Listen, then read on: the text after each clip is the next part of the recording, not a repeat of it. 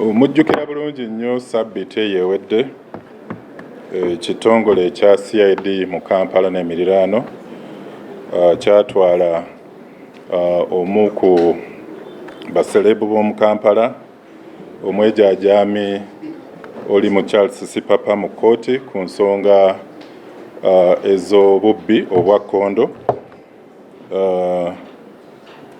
Oluvannyuma lw'okufuna fingerprints oba ebyapa eby'omu ngalo n'obujulizi obulala obw'endaga butonde okuva ku Sipapa.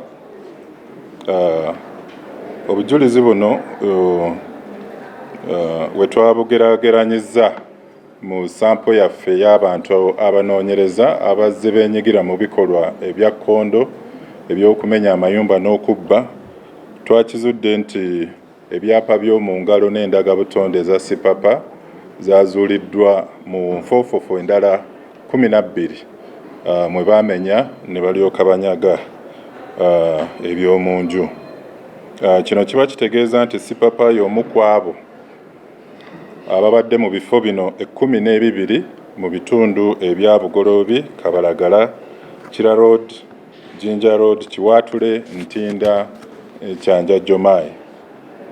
Emisango gino egimu gisibukira ddala mu 2014 okutuusa omwaka guno 2022. So n'olw'ensonga eyo tugenda kuddamu tumubuuza akana n'akataano ku bifo bino 12. Wabeerayo abalala abali eyo abalina okwemulugunya kwonna ku Sipapa ne mikwano gye basobole okuvaayo nabo batutegeeze.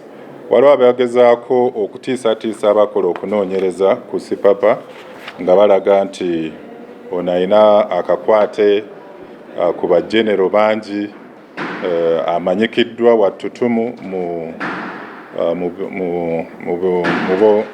mu bakulu mu security.